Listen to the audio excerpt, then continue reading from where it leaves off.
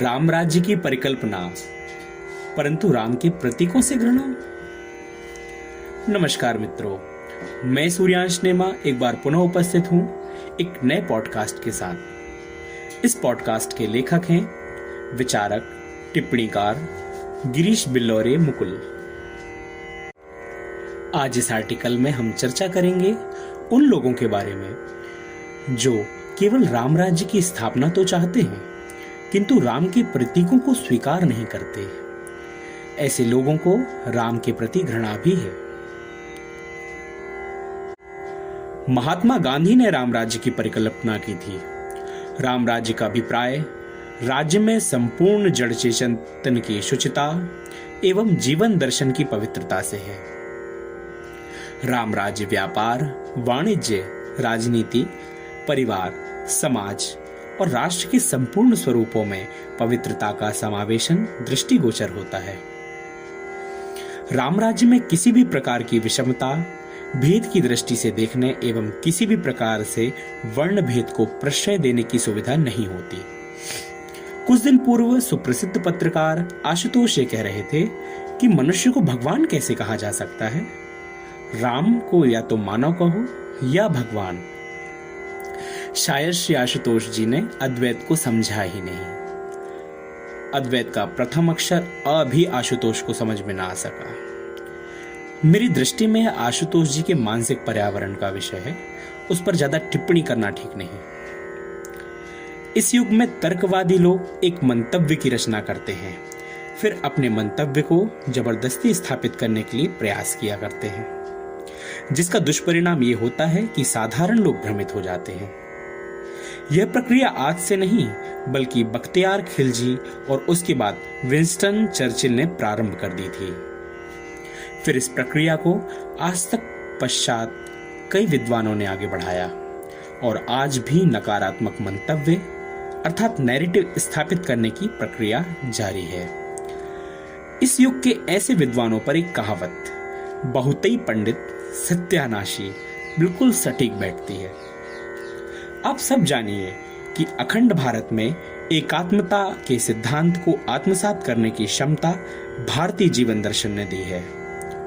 मेरे मित्र श्री दीपक द्विवेदी, जो पेशे से शिक्षाविद हैं, ये कहते हैं कि महात्मा बुद्ध ने भारतीय जीवन दर्शन को पंख लगाकर विश्व में स्थापित कर दिया।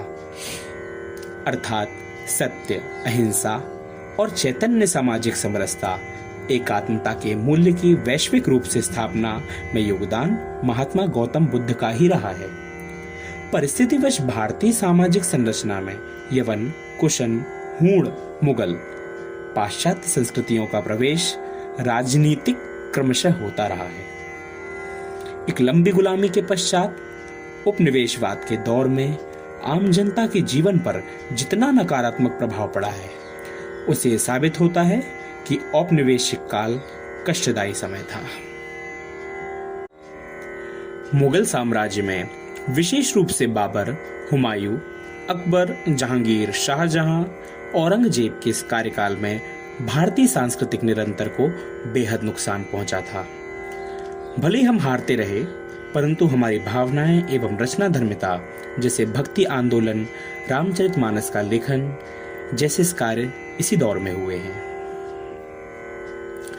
अंतिम मुगल बहादुर शाह जफर के पश्चात भारत यूरोपीय उपनिवेश बन गया और इस दौर में भारत की एथनिक पहचान समाप्त करने की कोशिश की गई है। खैर, स्थिति भारतीय जनमन से तथा संपूर्ण भारत से श्री राम एवं श्री कृष्ण को कोई भी पृथक नहीं कर सका। नव बौद्ध मतावलंबियों द्वारा भी बहुत प्रयास किए गए, परंतु सांस्कृतिक विरासत पर बहुत अधिक नकारात्मक प्रभाव न पड़ा। मित्रों, मालूम पड़ता है कि भारतीय सांस्कृतिक निरंतरता में भारत को अलग करने के उद्देश्य से राम और कृष्ण को इतिहास से गायब करने की भी कोशिश की गई। अगर आप प्राचीन इतिहास को देखें तो आपको नजर आएगा कि विश्व की कई सभ्यताएं समाप्त हो गईं, परंतु भारतीय एथनिक कंटिन्यूटी अभी भी अस्तित्व में है ना? इस कारण ही हम कल्चरल एवं एथनिक कंटिन्यूटी को बचाए रख सके।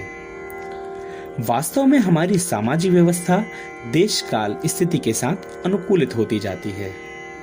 अकबर के कालखंड में महात्मा तुलसी का जन्म हुआ और उन्होंने रामचरितमानस की रचना भी की।